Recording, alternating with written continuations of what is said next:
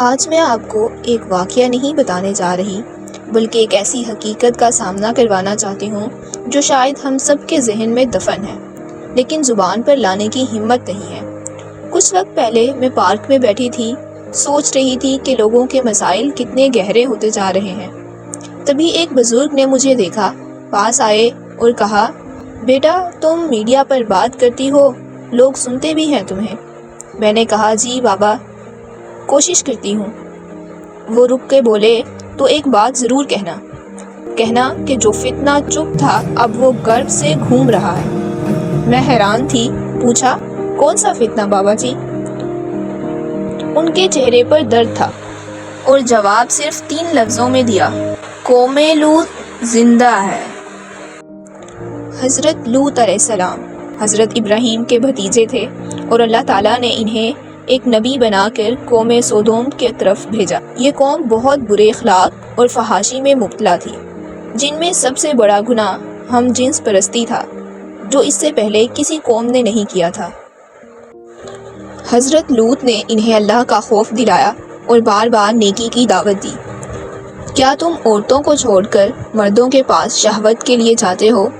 بلکہ تم لوگ حد سے بڑھنے والے ہو۔ لیکن انہوں نے کہا، لوط، اگر تم چپ نہ ہوئے تو تجھے ہم اپنے درمیان سے نکال دیں گے۔ اور پھر اللہ کا عذاب آ پہنچا۔ اللہ تعالیٰ نے اس قوم پر سخت عذاب نازل کیا، زمین کو الٹ دیا گیا، آسمان سے پتھروں کی بارش کی گئی، پوری بستی کو نیست و نابود کر دیا گیا۔ قرآن میں اللہ تعالیٰ فرماتے ہیں، پھر ہم نے اوپر والا حصہ نیچے کر دیا اور ان پر پکی ہوئی مٹی کے پتھر برسائے۔ حضرت لوط علیہ السلام اور ان کے ماننے والوں کو بچا لیا گیا، سوائے ان کی بیوی کے جو بدکاروں کے ساتھ تھی، ہلاک ہو گئی۔ اور آج 2025 میں سوشل میڈیا پر، ایوارڈز شوز میں یہ سب کچھ نارملائز کیا جا رہا ہے۔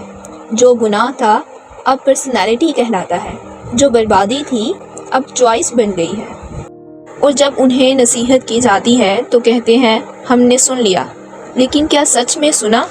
یہ کسی اور کا مسئلہ نہیں ہے، یہ ہمارا اور ہماری نسلوں کا امتحان ہے۔ کیا ہم اس فتنہ سے بچ پائیں گے؟